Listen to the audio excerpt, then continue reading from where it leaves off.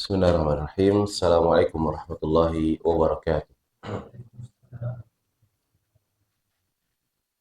Alhamdulillahirabbil alamin. Wassalatu wassalamu ala nabiyina Muhammad wa ala alihi wa sahbihi wa man sara ala nahjihi ila yaumiddin. Ya ayyuhalladzina amanu taqullaha haqqa tuqatih wa la tamutunna illa wa antum muslimun. Amma ba'd. Ma'asyiral muslimin rahimani wa rahimakumullah. Insyaallah pada kesempatan ini dan kesempatan-kesempatan selanjutnya kita akan membahas satu pembahasan ringkas, yaitu sebuah kitab yang ditulis oleh Imam Abdul Aziz bin Baz rahimahullahu taala, berjudul Ad-Durus Al-Muhimmah Li'ammatil Ummah. Pelajaran-pelajaran yang penting bagi keumuman kaum muslimin.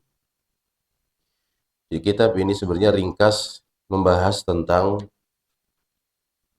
dasar-dasar keimanan. Jadi kita tahu rukun Islam ada 5. Yang pertama adalah syahadah, yang kedua adalah sholat. Nah, di sini yang dibahas yang pertama dan yang kedua. Yang pertama tentang syahadah, persaksian kita kepada Allah, apa kandungannya, apa maknanya, apa syarat-syaratnya. Jadi sesuatu hal yang sangat diperlukan oleh seluruh kaum muslimin untuk dipahami. Begitu juga tentang sholat, dari wudunya, dari sholatnya. Kemudian kita akan mempelajari lebih kepada rangkaian. Karena dalam satu ibadah itu nanti akan dikenal syarat. Apa syarat wudu, apa syarat sholat.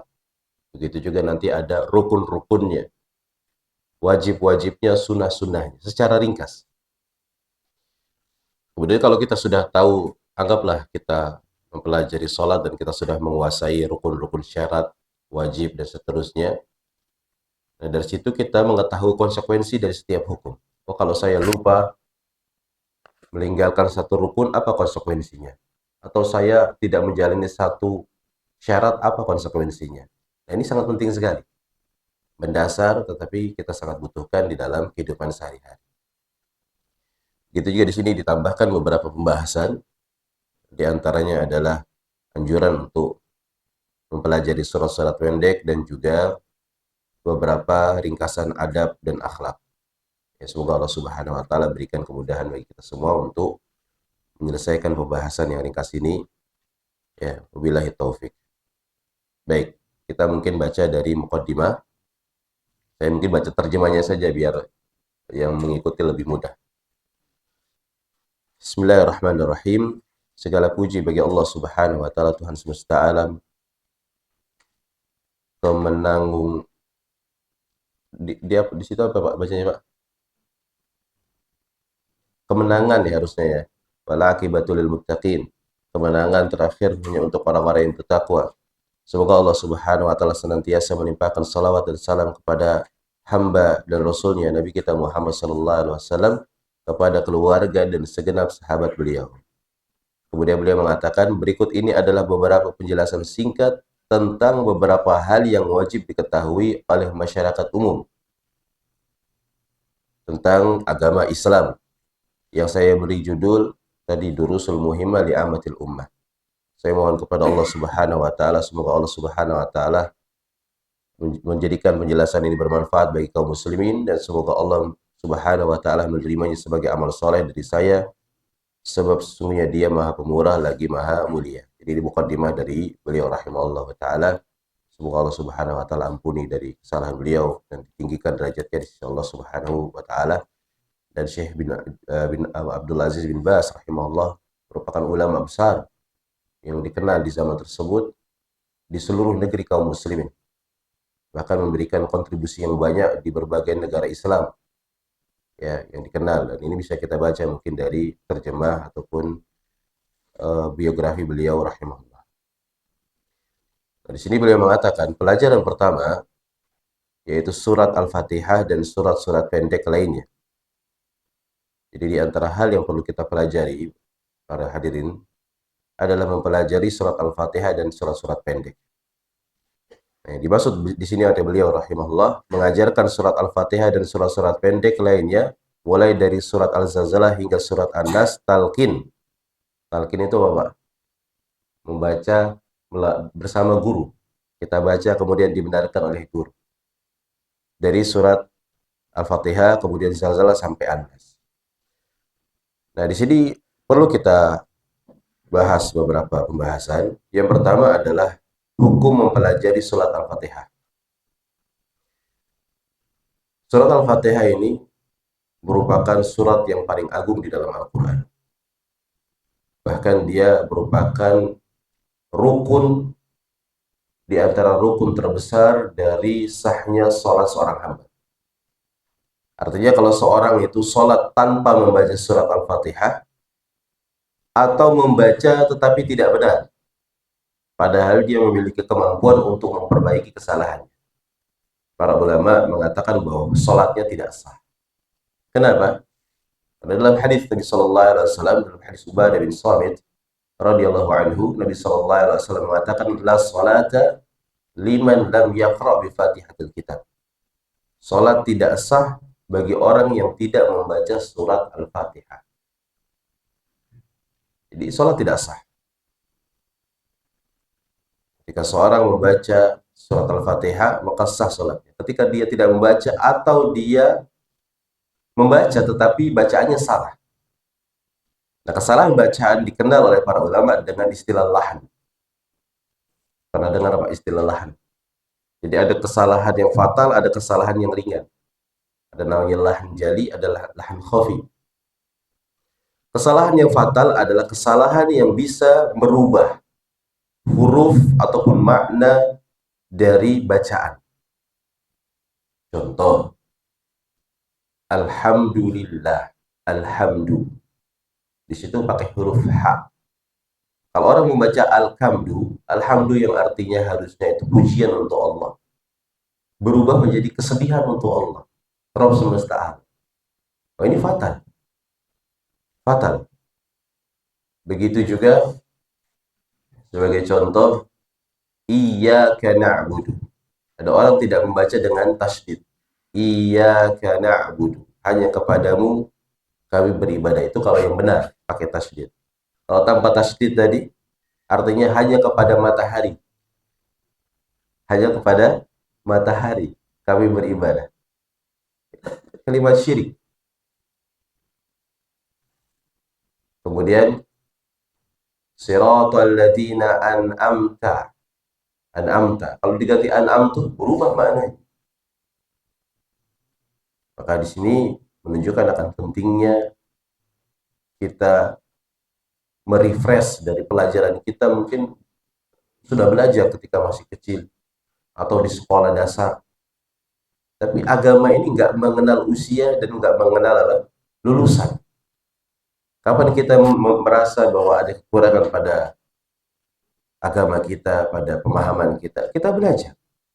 Alhamdulillah, di antara nikmat Allah Subhanahu wa taala yang Allah berikan kepada kita di zaman kita ini sekarang, adanya kemudahan untuk mengakses ilmu. Kita bisa langsung bertanya kepada para ustadz, para ulama. Begitu juga di internet, begitu banyak tersebar cara-cara bacaan Al-Fatihah contohnya yang benar. Dan ini nikmat, Pak. Orang-orang di luar sana yang negara mereka diliputi dengan berbagai fitnah, peperangan, kesulitan, mereka tertahan untuk belajar agama. Bahkan saya pernah mengunjungi teman, kemudian orang tuanya minta diruqyah karena punya kecenderungan kepada klinik-klinik. Kliniknya itu satu ini, Pak, satu lemari. Saya buka, aromanya bau za'faron gitu, bau minyak-minyak kasturi, aneh-aneh lah. Itu ada cekar ayam, ada bambu ini, ada keris, banyak sekali.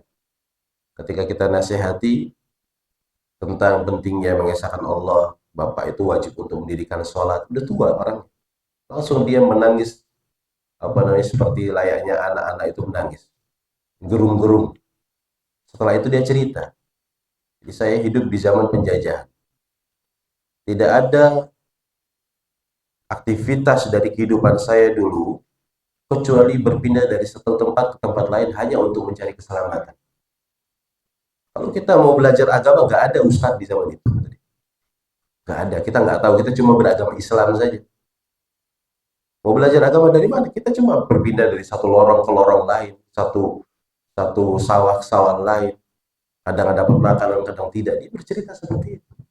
Ketika ada fitnah itu, banyak orang terhalang dari belajar, mengenal Allah, sebuah nikmat yang sangat besar yang bisa memberikan ketenangan pada hati kita, kebahagiaan dalam kehidupan kita. Maka dari itu, kita manfaatkan dengan fasilitas yang ada untuk belajar. Baik. Jadi Al-Fatihah itu tadi bagian dari rukun di dalam sholat. Harus kita pelajari, kita ulang. Ini kalau di sini ada Ustadz, Masya Allah, coba saya mau setor surat Al-Fatihah. Diperbaiki sedikit-sedikit, Alhamdulillah. Kemudian para ulama mengatakan kalau seorang tidak menghafal surat Al-Fatihah karena udzur, contoh baru masuk Islam, ya, atau ada orang tua baru sadar tobat, belum hafal. Walaupun sesederhana itu, kita katakan anggaplah ada yang belum hafal. Bagaimana hukumnya? Ya, para ulama mengatakan sebagian membolehkan membaca dengan mushaf atau dengan tulisan sambil sholat dia. Atau kalau tidak, dia mengulang apa yang dihafal dari 1-2 ayat surat Al-Fatihah sebanyak 7 kali.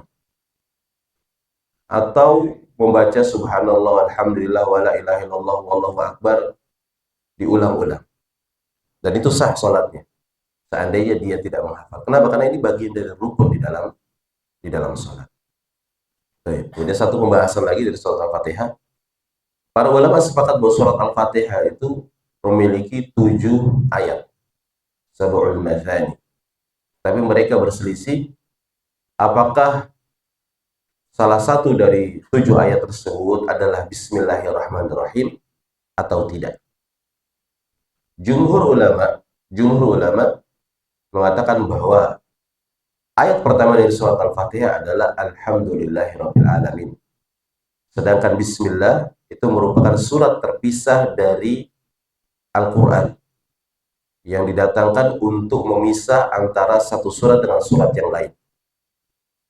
Nah, dari mana dalilnya? Dari hadis Abu Hurairah radhiyallahu anhu dalam riwayat Bukhari, di mana Allah Subhanahu wa taala berfirman dalam hadis qudsi, "Qasamtus shalah baini wa baina 'abdi." Aku memisah salat untuk diriku dan untuk hamba-hambaku. Wali 'abdi mas'al, dan bagi hambaku apa yang dia minta akan aku berikan. Idza qala 'abdi alhamdulillahirabbil alamin. Ketika hamba sudah memulai mengucapkan alhamdulillahirabbil alamin di dalam salatnya, majjadani 'abdi. Hambaku sedang memuji diriku.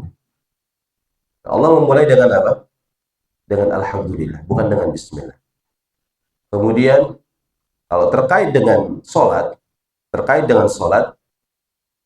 hadis-hadis yang sahih menunjukkan bahwa memulai salat langsung dari bacaan alhamdulillahirabbil alamin. Dalam hadis riwayat Anas bin Malik radhiyallahu anhu, beliau mengatakan shallaitu ma'an nabi sallallahu alaihi wasallam wa Abu Bakr wa Umar wa Utsman fakanu yastaftihuna as-salata bilhamdulillahirabbil alamin. Aku pernah salat bersama Nabi, bersama Abu Bakar, bersama Umar, bersama Utsman, semuanya memulai salatnya dengan alhamdulillahirabbil alamin. Maka dari riwayat yang lebih kuat ini, para ulama mengatakan bahwa membaca basmalah dibaca dengan sir, dengan pelan. Walaupun sebagian ulama mengatakan boleh dengan jahar. Ini termasuk perbedaan para ulama, dan kita harus berlapang dada dalam perbedaan tersebut. Tapi kita boleh memilih mana yang lebih kuat dari perbedaan tersebut. Karena ini termasuk perbedaan-perbedaan ilmiah ya, terkait dengan dalil yang ada. Wallahu a'lam bishawab. Baik. Kemudian di sini beliau mengatakan mengajarkan surat Al-Fatihah dan surat-surat pendek lainnya mulai dari surat Al-Zalzalah hingga surat An-Nas. Kemudian dengan talqin, yaitu seorang guru memberikan contoh dengan murid untuk mengikuti bacaannya, memperbaiki bacaan murid, menghafal dan menjelaskan apa yang wajib dipahami. Jadi beberapa ayat mungkin perlu kita pahami maknanya, terutama adalah surat-surat pendek yang sudah kita hafal. Kita bantu dengan membaca terjemah dan menghafal dari surat, selain dari surat Al-Fatihah, hukumnya sunnah. Hukumnya Bapak sunnah. Kita menghafal beberapa ayat, beberapa surat. Bahkan kalau kita diberikan kemampuan menghafal satu Al-Quran, ini hukumnya sunnah. Dan dalam kewajiban umat namanya wajib kifayah. Artinya satu kelompok ini harus ada yang hafal Al-Quran. Ataupun secara keseluruhan, ya maka minimal kita berusaha untuk menghafal. Kenapa? Karena kita butuh untuk kita baca di dalam salat-salat kita. Begitu juga terkandung padanya berbagai keutamaan-keutamaan ya dari pahala yang besar di sisi Allah Subhanahu wa taala serta harapan dari syafaat yang akan Allah Subhanahu wa taala berikan bagi para pembaca Al-Qur'an. Baik. Kemudian mungkin perlu saya bahas. Jadi belajar agama, menuntut ilmu agama secara umum itu adalah hal yang wajib. Sebagaimana sabda Nabi sallallahu alaihi wasallam, "Talabul ilmi faridatun 'ala kulli muslimin." Bahwa belajar agama merupakan kewajiban bagi setiap kaum muslimin. Nah, para ulama menyebutkan bahwa kewajiban di dalam mempelajari agama ini ada dua. Ada yang sifatnya fardu ain. Itu setiap kita wajib mempelajari satu kadar tertentu. Yang kedua adanya fardu kifayah. Itu enggak semua kaum muslimin wajib, tetapi siapa yang memiliki kemampuan, dia berusaha untuk mempelajarinya. Nah, kalau terkait yang fardu ain, artinya kita semua di sini ada kadar yang wajib untuk kita pelajari dari ilmu agama. Secara sederhana adalah segala hal yang itu adalah perintah ataupun larangan Allah Subhanahu wa taala yang akan kita lakukan. Maka wajib kita ketahui. Contoh kalau dalam masalah perintah, perintah kan ada tingkatannya Pak ya. Ada yang wajib, ada yang sunnah. Nah, minimal yang wajib ini kita pelajari.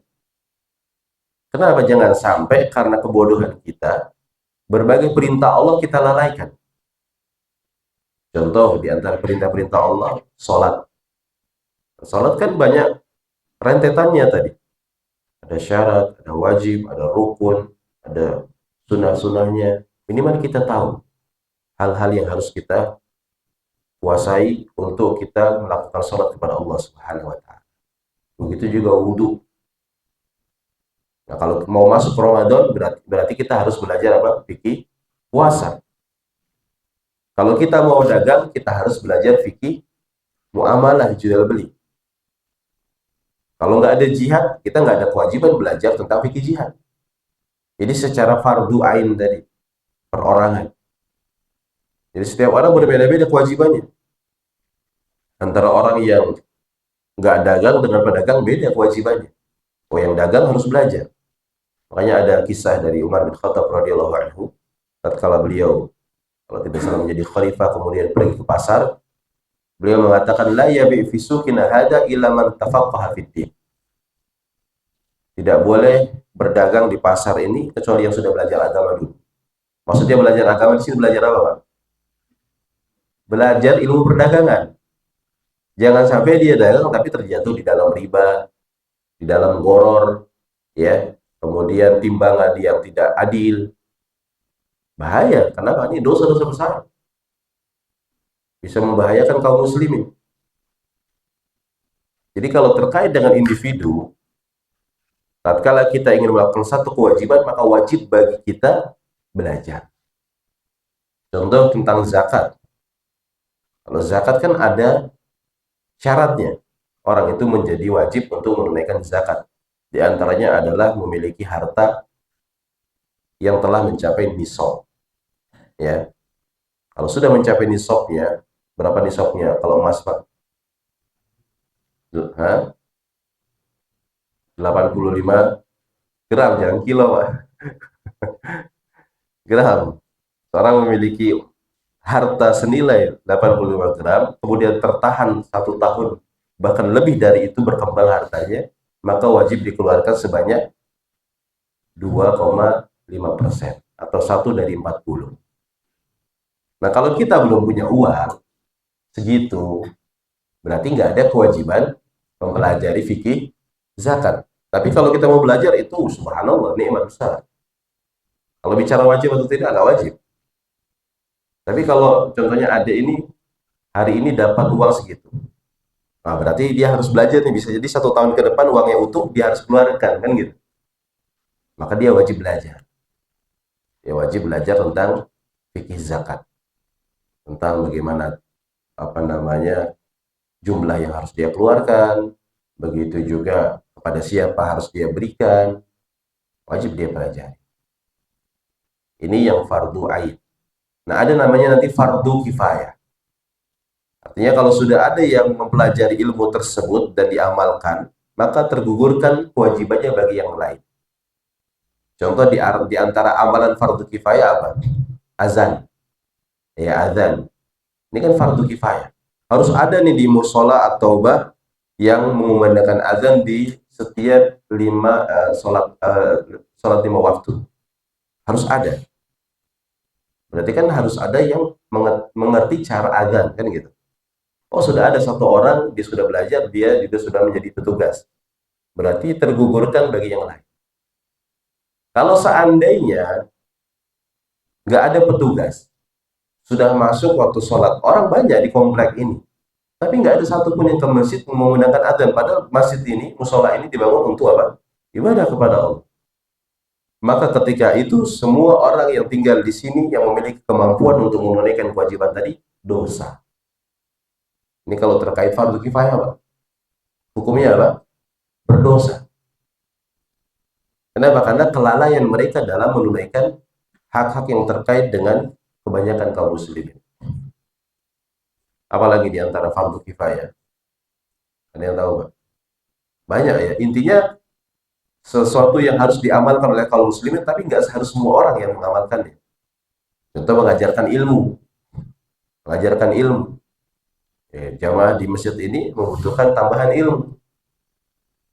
Maka DKM masjid harus memfasilitasi. Karena dia yang memiliki kewenangan. Kalau DKM nggak memfasilitasi jamaahnya untuk belajar, ya dia berdosa. Karena punya kewajiban untuk mengajarkan kepada kaum muslimin di sekitar.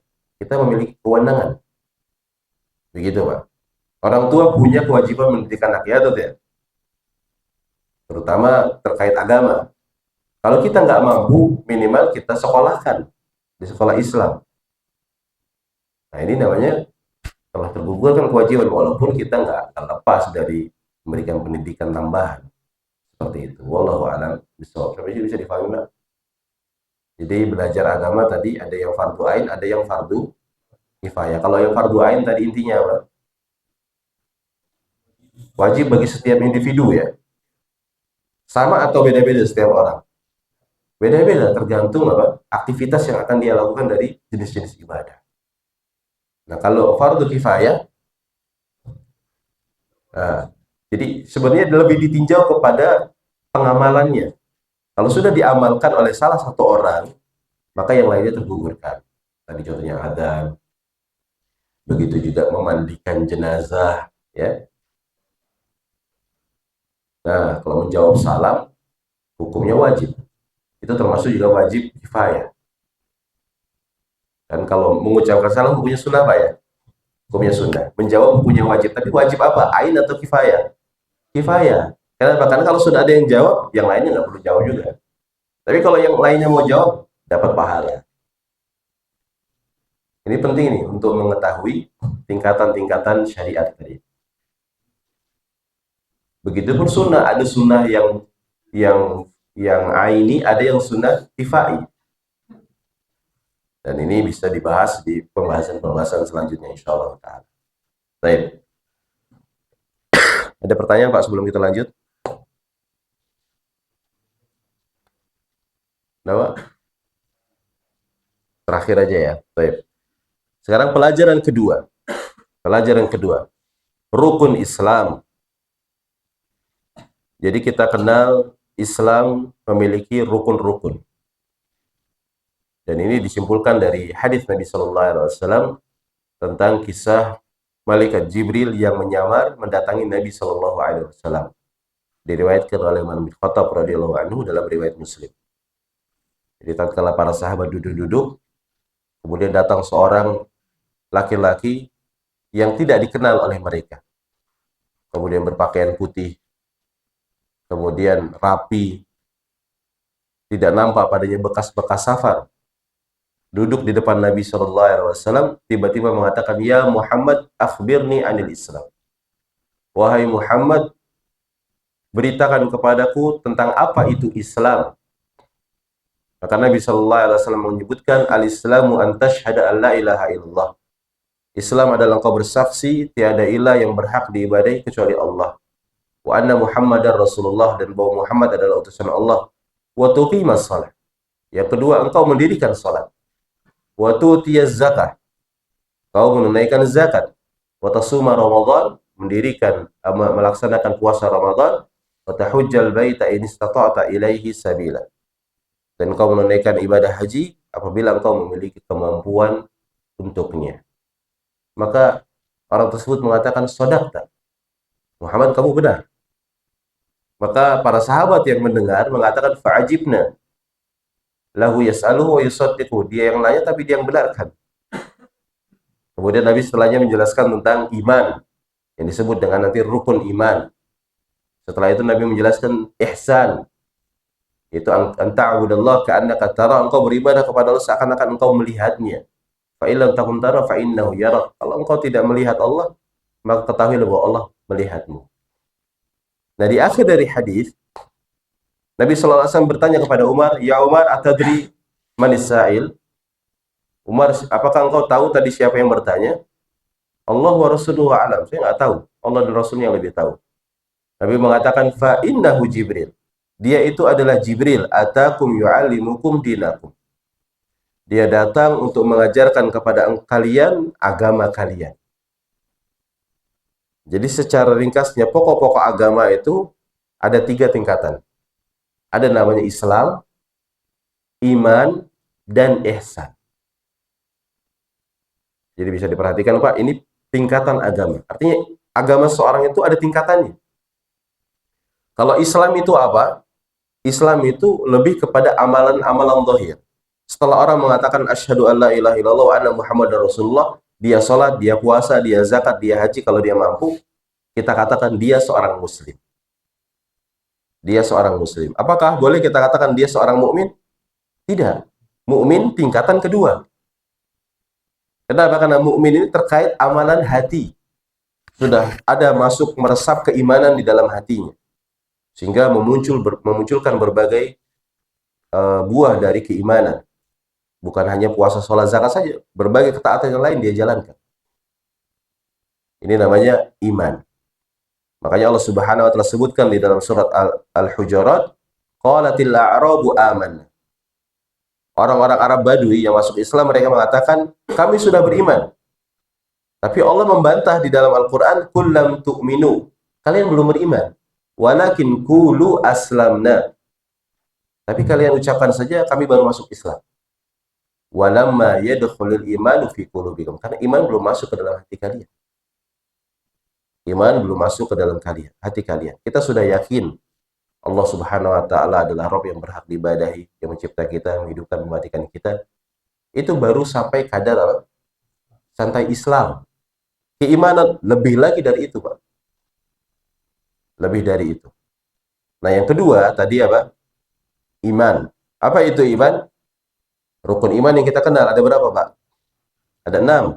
Tu'minu billahi wa malaikatihi wa kutubihi wa rusulihi wal yawmil akhir wa tu'minu bil qadri khairi wa syarri. Kita beriman meyakini Allah Subhanahu wa taala. Kemudian malaikat-malaikatnya, kitab-kitabnya, rasul-rasulnya, hari akhir, takdir yang baik dan buruk. Nah, kalau orang sudah sampai kepada tingkatan ini, maka dia dikatakan seorang yang beriman. Datang musibah, dia ini sudah takdir Allah. Kita beriman, kita pasrah, berserah diri kepada Allah. Nah, ini ciri-ciri keimanan. Iya kan? Ciri-ciri keimanan.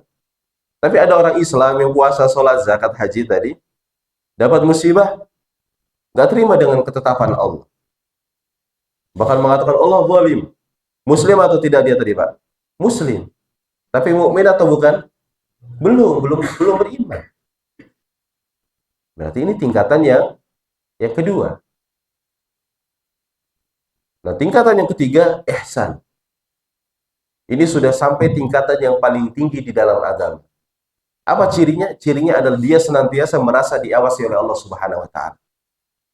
Setiap perbuatannya dihitung dengan syariat. Ya, mau beraktivitas, ini halal atau haram, ini boleh atau tidak. Kemudian kalau ada dorongan untuk melakukan kemaksiatan, dia merasa diawasi oleh Allah. Nah, ini sudah tingkatan ihsan namanya, Pak. Maka terkumpul padanya keislaman, keimanan, dan ihsan. Tapi kalau Islam saja, ya dia baru amalan zahir. Ini termasuk pembahasan yang penting sehingga kita tahu kadar diri kita ini masih sampai tingkatan mana. Sehingga kita termotivasi untuk terus memperbarui keislaman kita untuk mendapat tingkatan yang paling tinggi. Kenapa? Karena sebagaimana Islam itu ada tingkatannya, maka balasan di akhirat pun ada tingkatannya. Jadi surga itu ada tingkatan derajat. Apa yang membedakannya? Tingkat keimanan tadi. Tingkat keislaman seorang di sisi Allah Subhanahu wa taala. Wallahu a'lam bishawab. Baik. Nah, di sini beliau mengatakan pelajaran kedua rukun Islam. Penjelasan tentang 5 rukun Islam. Rukun yang pertama dan terbesar ialah bersaksi bahwa tiada Tuhan selain Allah Subhanahu wa taala dan bahwa Nabi Muhammad adalah utusan Allah.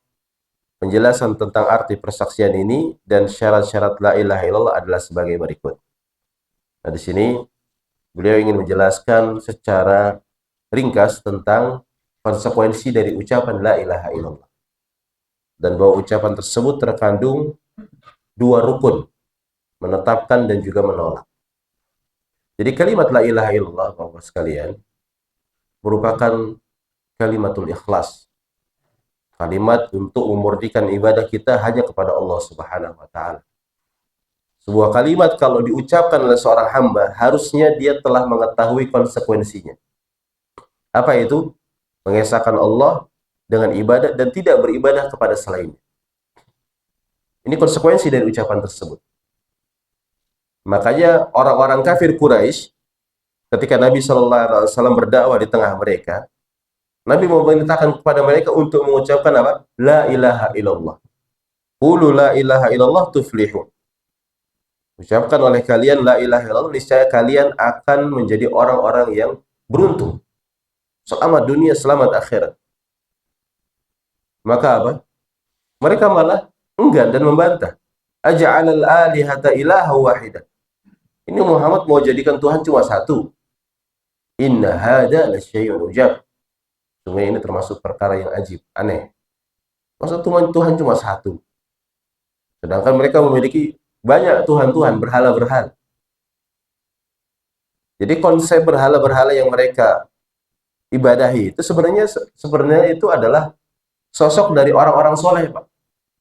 Jadi mereka memiliki orang-orang soleh yang mereka kenal dan mereka harapkan syafaat, sehingga mereka berusaha untuk mendekatkan diri kepada orang yang sudah mati ini dari kalangan para wali, supaya wali tersebut mendekatkan diri mereka kepada Allah. Kenapa? Kalau kita langsung kepada Allah, kita orang-orang yang hina, kita banyak dosa. Sebagaimana dalam urusan dunia, kalau kita mau ketemu dengan raja itu harus ada orang dalam, kan gitu, Pak. Maka dalam ibadah pun seperti itu. Ini prinsip orang-orang kaum musyrikin. Nah, konsekuensi dari ucapan la ilaha illallah itu mengharuskan mereka meninggalkan sesembahan tadi. Nggak boleh beribadah, berdoa, meminta kepada selain Allah. Maka akhirnya mereka apa? Enggan. Ya. Kalau diucapkan kepada mereka la ilaha illallah, yastakbirun. Mereka menyombongkan diri, nggak mau mengucapkan kalimat tersebut. Yaquluna inna latariku alihatina li syairin majnun. Apakah kita harus meninggalkan Tuhan-Tuhan kita yang mulia ini untuk seorang penyair yang gila? Siapa? Nabi Muhammad SAW. Berarti ucapan la ilaha illallah itu ada konsekuensinya. Ketika konsekuensi ini tidak dipenuhi, maka ucapan tersebut tidak bermanfaat. Jadi ucapan dan keyakinan kita itu tidak bermanfaat kalau konsekuensi dari la ilaha illallah ini tidak direalisasikan di dalam kehidupan.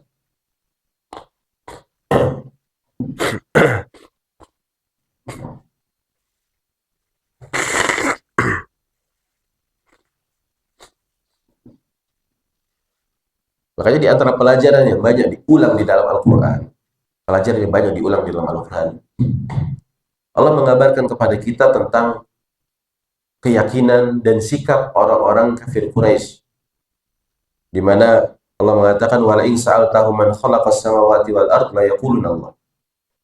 Kalau engkau tanya kepada mereka, siapa yang menciptakan langit, menciptakan bumi, niscaya mereka akan mengatakan siapa yang menciptakan? Allah Subhanahu wa taala. Dalam surat Yunus, "Qul may yarzuqukum minas sama'i wal ard?"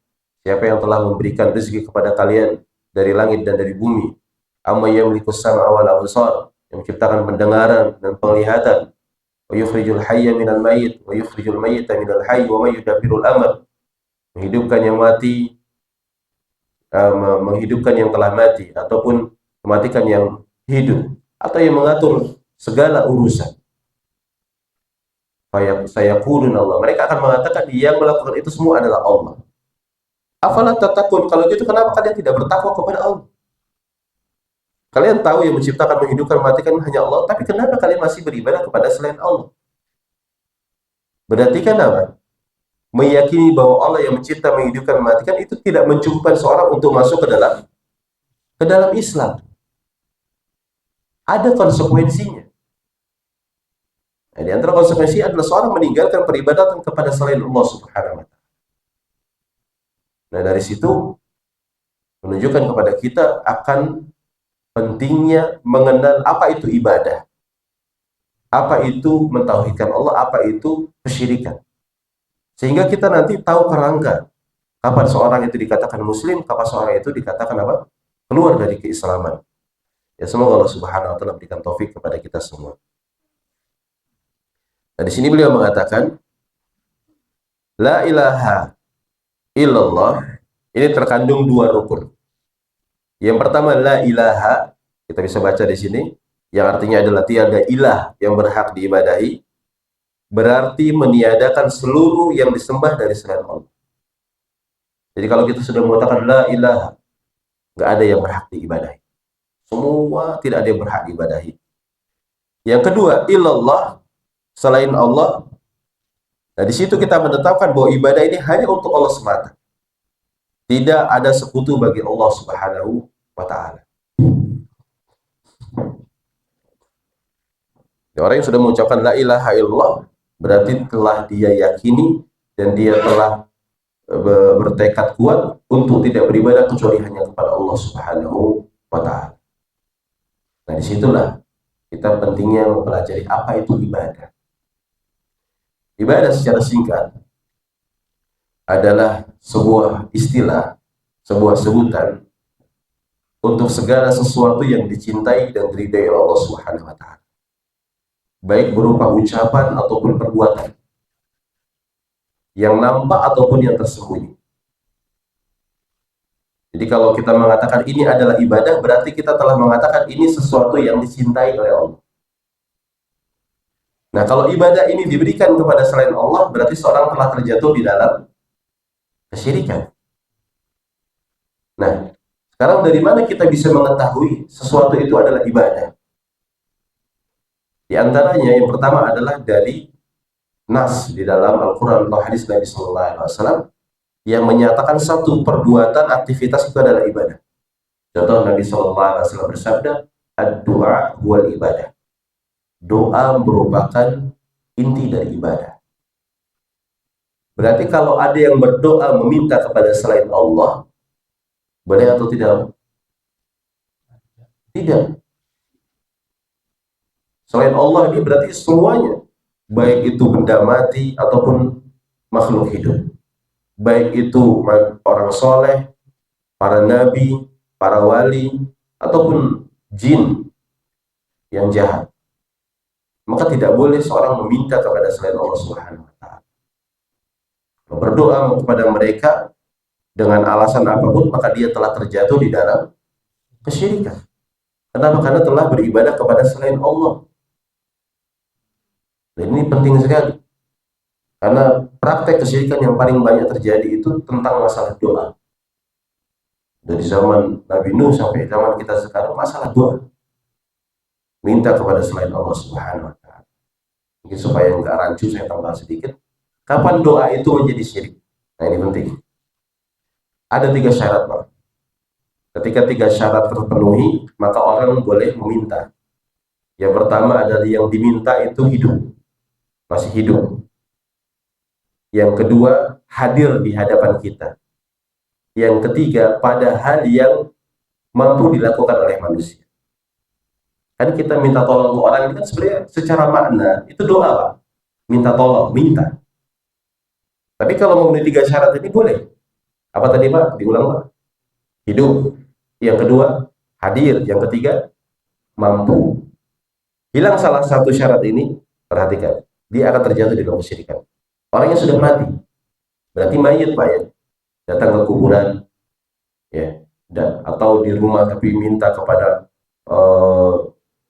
Kiai Fulan, tolong berikan saya ini, tolong dekatkan diri saya kepada Allah, tolong supaya saya rezekinya lancar, atau datang ke kuburan para wali meminta kepada mereka, maka ini kesyirikan.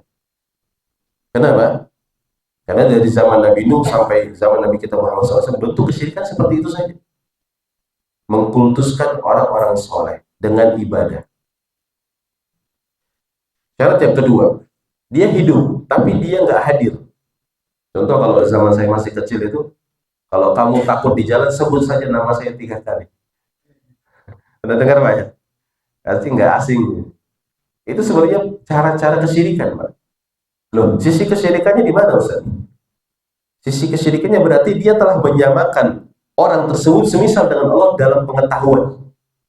Dia ada di ujung Kalimantan sana. Kemudian kalau kita sebut namanya tanpa kita telepon contohnya, tanpa dia hadir di hadapan kita, Mbak Fulan, Mbak Fulan, Mbak Fulan, tolong saya. Kira-kira bisa mendatangkan manfaat atau tidak? Nah, kalau dia meyakini bisa mendatangkan manfaat, berarti dia telah menjadikan tadi sosok tersebut semisal dengan Allah di dalam pengaturan, di dalam pendengaran, di dalam penglihatan. Seakan-akan dia mengetahui, dia melihat, dia mendengar, dan dia mampu melakukan segala sesuatu. Berarti menyamakan makhluk dengan Allah Subhanahu wa Ta'ala.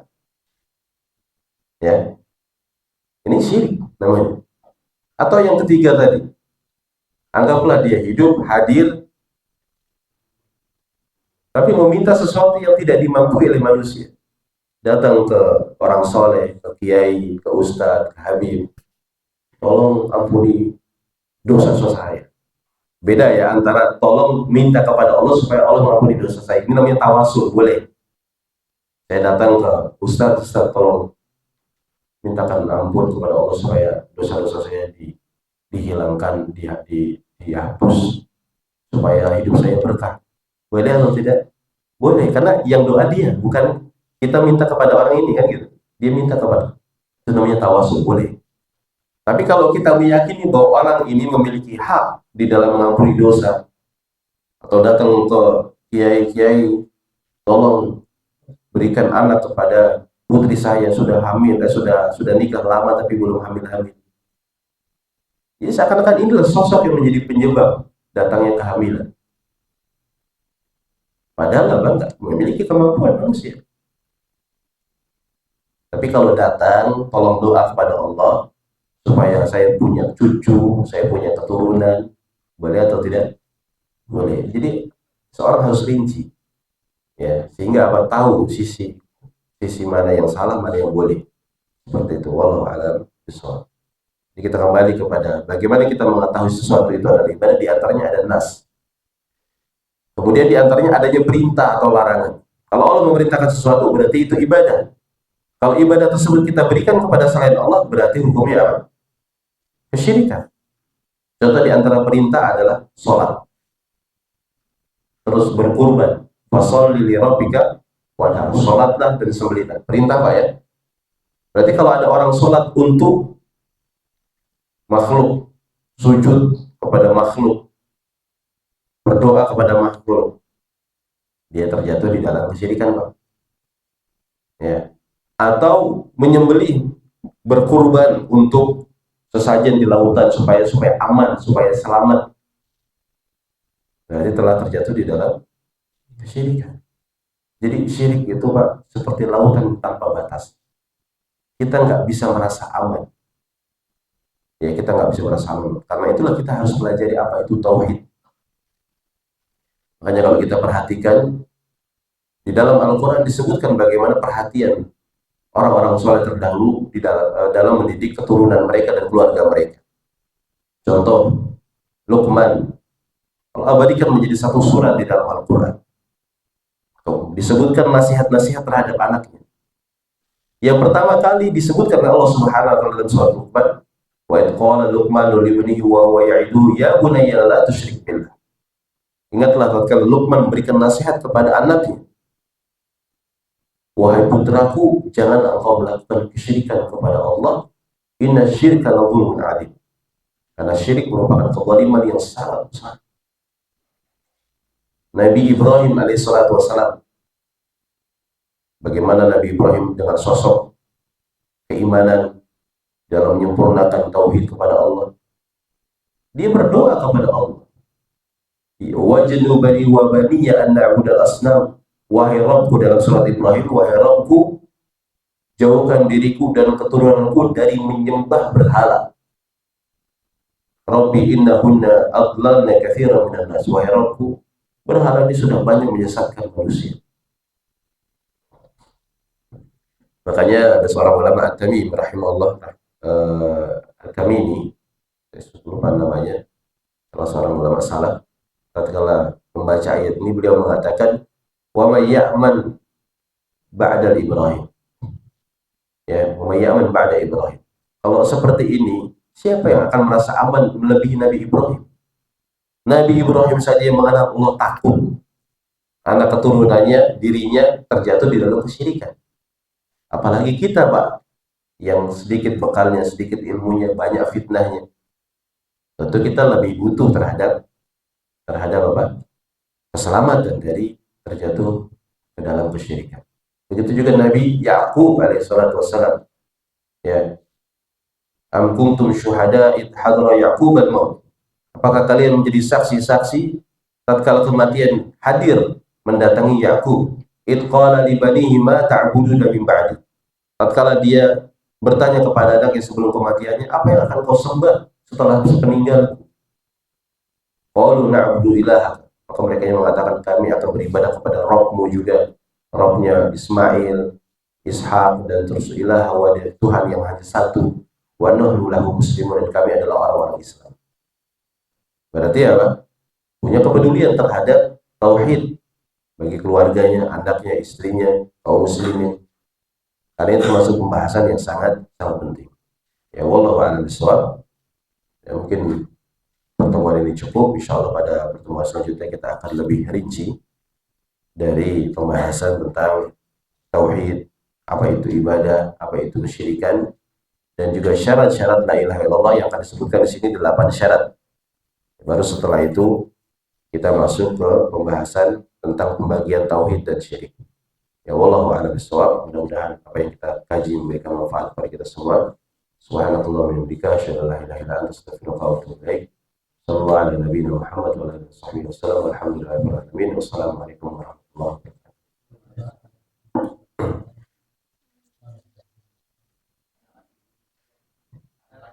Silakan, Pak. Yang Bapak dulu, Pak. Silakan, Pak.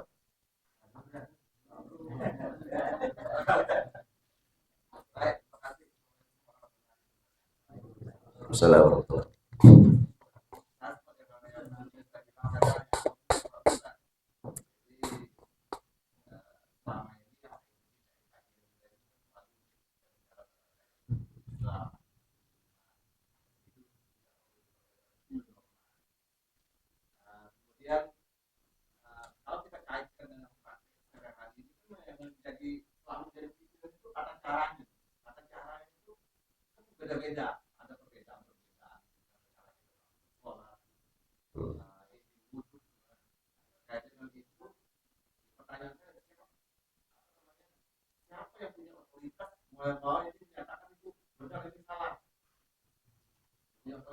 Karena kalau saya kaitkan lagi dengan para ada istimewa, ada fikih, ada fatwa yang kemarin misalnya, kemudian dapat adalah ada ulama kita yang menyatakan bahwa lebaran itu harus diperbolehkan. Kalau yang tidak menjadi apa? Dan itu aja sih. Jadi saya kata cara yang ada selalu menjadi pertanyaan kita itu kata caranya siapa yang punya otoritas. Karena kita tahu manusia ini tidak semuanya benar. Yang benar benar itu Allah. Betul, Pak. Betul. Alhamdulillah, Pak. Jazakallah khairan. Ini pertanyaan penting, Pak, ya. Karena terkait sikap yang benar di dalam beragama. Nah, kita sebagai seorang muslim, dan tadi yang Bapak singgung, bahwa seluruh kaum muslimin sepakat bahwa tidak ada yang ucapan yang paling benar melebihi Allah dan Rasulnya. Kalau ini sudah jadi prinsip, ini sebenarnya kita lebih aman, Pak. Tapi kalau sudah mengkultuskan satu sosok, bahwa saya harus mengikuti kiai ini, atau saya harus mengikuti imam ini namanya pengkultusan. Kenapa?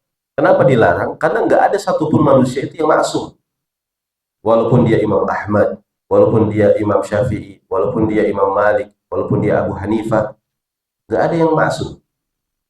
Termasuk orang-orang setelah sebelumnya dari kalangan para sahabat, nggak ada yang maksum selamat dari kesalahan, kan gitu Pak ya. Sehingga agama sampai kepada kita itu dengan jalur perbedaan.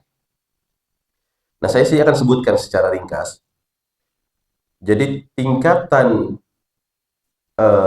agama itu dari sisi aspek mungkin fikihnya, ada yang pertama namanya sesuatu yang disepakati. Sesuatu yang telah disepakati oleh para ulama. Nah, ini tidak menerima perbedaan, Pak. Tidak menerima adanya perbedaan. Contoh, disepakati para ulama bahwa sholat 5 waktu hukumnya wajib. Tiba-tiba datang muncul ulama mengatakan nggak wajib. Berarti kan apa? Menyelisihi kesepakatan. Nah, ini ditolak. Bahkan diperingatkan kaum muslimin dari mengikuti fatwanya. Bisa difahami, Pak? Yang pertama apa namanya? Ijma. Kesepakatan para ulama. Dan ini bisa kita ketahui dari kita para ulama ataupun dari ustaz-ustaz apa yang disepakati oleh para ulama. Yang kedua, tentang masalah perselisihan. Perselisihan ada yang sifatnya nanti namanya tanawwu', keanekaragaman yang diizinkan oleh syariat. Sebagai contoh, doa iftitah. Kalau dulu kita mungkin masih kecil, beberapa ormas membedakan doa iftitah antara Muhammadiyah dan NU. Kalau Muhammadiyah membaca apa? Allahumma ba'id baini wa bainal. Hadis riwayat Bukhari Muslim dari hadis Abu Hurairah. Sahih hadisnya.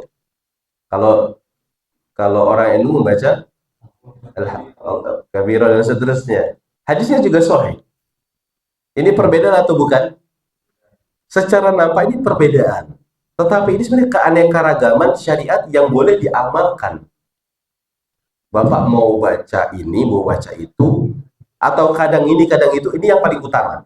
Kenapa? Karena ternyata semuanya datang dari Nabi SAW. Doa ruku, doa sujud, banyak kan?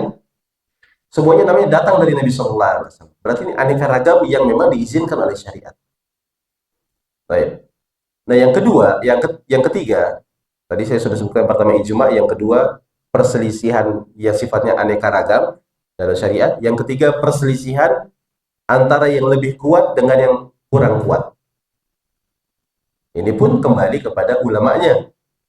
Sampai kadar mana dia memiliki ilmu sehingga menyimpulkan satu kesimpulan. Contoh, tadi yang saya sebutkan dan saya singgung itu bagian dari yang ketiga ini, Pak. Perselisihan antara yang mana yang lebih kuat. Apa tadi yang saya singgung? Tentang hukum membaca bismillah di dalam sholat. Apakah bismillah itu termasuk surat Al-Fatihah atau bukan? Yang saya ambil dari perbedaan para ulama adalah bukan termasuk surat Al-Fatihah. Kemudian tentang masalah sholat. Kalau sholat, kita baca bismillahnya jahar atau langsung alhamdulillah, saya bilang alhamdulillah. Ini kita sepakati bahwa ini merupakan perbedaan para ulama, ada yang mengatakan lebih kuat ini, ada yang ini, kan gitu. Nah, tinggal kita dengan keterbatasan berusaha untuk mencari yang lebih dekat kepada ketakwaan. Jadi prinsip yang paling benar Pak di dalam beragama, ketika kita dapati ada perbedaan, kita pilih yang paling hati-hati. Gitu. Jangan yang mengatakan ini halal, yang ini mengatakan ini haram, kita ambil yang halal saja. Tapi alasannya karena hawa nafsu. Nah, maka ini berbahaya di akhirat. Karena Allah akan menghisap hati kita. Tapi kalau kita, oh saya ambil halal, kenapa saya pelajari? Hadis-hadisnya kuat kok. Ya sudah, saya ambil ini, saya hormati yang mengatakan haram. Nah, itu berarti namanya sikap beragama yang bijak. Tidak mudah terprovokasi, Pak. Karena agama bukan menang-menangan, Pak. Agama terkait apa? Keyakinan. Kalau kita sudah yakin ini lebih tepat dengan kita istikharah, kita memilih pendapat yang menurut kita ini benar, hati-hati. Bukan karena terikat dengan sosok ya. Maka kita selamat. Walaupun ternyata di akhirat, oh ini yang paling benar, yang ini. Saya salah. Kita nggak dosa, Pak. Contoh, contoh masalah jarak safar. Jarak safar itu orang kalau sudah safar itu kalau sudah menempuh jarak atau ingin telah berniat menempuh satu jarak 80 km. Ini pendapat jumhur para ulama. Ya, pendapat jumhur para ulama. Kemudian ada yang mengambil pendapat, oh saya sesuai dengan adat saja. Walaupun belum sampai 80, kalau sudah menempuh jarak tertentu itu udah safar, berarti saya boleh qashar jamak salat. Saya sudah boleh apa membatalkan puasa. Ini kan perbedaan. Tapi ngambil perbedaannya karena apa? Karena sisi ilmiahnya. Nah, ini nggak apa-apa. Tapi kalau kita punya sikap hati-hati, ini lebih aman, Pak. Ini ada yang mengatakan 10 km sudah safar. Berarti ke Kalimalang sudah safar itu. Ini ada yang 80, saya ambil 80 aja paling hati-hati. Nah, itu berarti sikap kita yang hati-hati dalam agama, Pak. Nggak gampang-gampang milih dalam keringanan syariat. Ya, contoh masalah yang lain kan banyak perbedaan, yang halal haram, halal haram. Pilih yang hati-hati saja, Pak. Karena itu akan selamat. Nah, yang keempat, perbedaan antara hak dan batil. Kebenaran dan kebatilan. Yang ini mengatakan ini syirik, yang ini mengatakan ini sunnah. Kan jauh sekali. Contoh, loh, doa kepada para wali yang telah wafat, minta kepada mereka langsung, sunnah. Yang ini mengatakan hukumnya syirik. Dalil-dalilnya jelas, ada semua. Ini kan perbedaan antara hak dan batil. Nggak mungkin kita katakan dua-duanya benar. Karena kontradiksi, ya nggak? Nah, disitulah kita harus memilih dengan hati-hati, Pak. Karena agama yang menjadi apa taruhannya. Berarti itu tingkat. Dan sekarang kita simpulkan, Pak. Kenapa kok ada perbedaan ini? Pertama, ini sunatullah. Allah mengatakan di akhir dari surat Hud, walau syaa rabbuka laja'alanna ummatan wahida wa la yazaluna mukhtalifin. Kalau Allah berkehendak, sebenarnya Allah mampu menjadikan semua manusia ini satu pemahaman, satu ibadah yang sama. Tetapi mereka akan senantiasa berselisih. Illa man rahimah, kecuali yang dirahmati oleh Allah Subhanahu wa taala. Nah, inti dari ayat ini bahwa perselisihan itu termasuk sunatullah yang nggak bisa lepas. Kenapa? Karena di latar belakangan ilmu, di latar belakangan kecerdasan, latar belakangan kepentingan, latar belakang banyak sekali, kan gitu. Sama-sama belajar dengan satu guru, nanti hasilnya beda. Kenapa? Karena perbedaan latar belakang dan hidayah yang Allah berikan. Jadi kita nggak perlu sedih, Pak. Nggak perlu sedih dengan perbedaan. Kenapa? Karena itu bagian dari ujian. Karena kalau semuanya sama, ya sangat mudah membeda-bedakan mana yang benar dan batil, kan gitu. Tapi kalau adanya perbedaan, kita diuji oleh Allah sejauh mana usaha kita untuk mencari kebenaran. Begitu. Ya wallahu a'lam bishawab. Jadi ringkasnya, kalau Bapak ingin bertanya tentang hukum, tanya kepada ulama yang kita yakini dia itu berilmu dan hati-hati. Tidak terpaut dengan satu kelompok tertentu, dengan satu golongan tertentu. Fatwanya dia itu adil. Tidak terprovokasi dengan kelompok ataupun ada yang memberikan tekanan, tidak. Ikhlas karena Allah. Nah, kalau kita sudah bertanya kepada para ulama, Sudah kita amalkan saja. Tapi kalau ternyata datang ada pendapat lain baru dan itu lebih kuat, kita tinggalkan, pindah kepada pendapat yang baru. Ya nggak? Karena agama ini milik Allah, bukan milik ustadz, bukan milik kiai. Siapa yang datang dengan bukti yang lebih nyata, kita ikuti. Nah, itu baru cara beragama yang benar. Wallahu a'lam bishawab. Lanjutnya, Pak. Katanya tuh dari ngomong Lupa sudah. Assalamualaikum warahmatullahi wabarakatuh.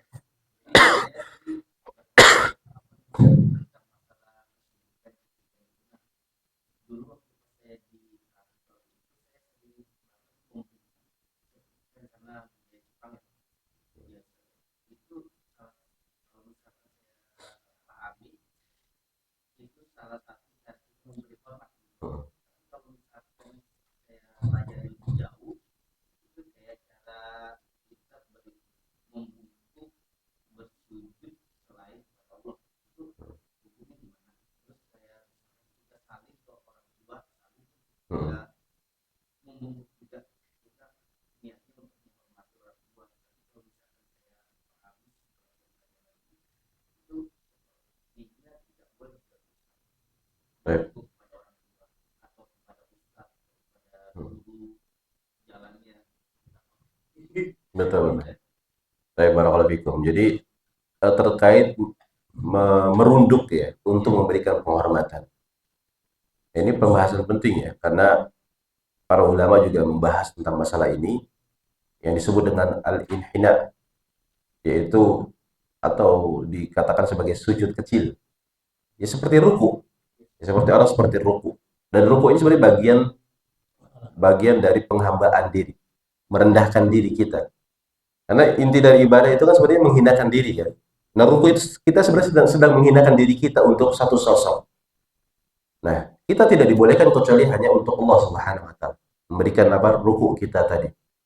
Hanya sebagai para ulama mengatakan bahwa kita merunduk untuk memberikan hormat itu bagian dari sujud kecil. Dan ini tidak dibolehkan. Ini tidak dibolehkan. Ada beberapa hadis-hadis Nabi Shallallahu Alaihi Wasallam membahas tentang hal tersebut.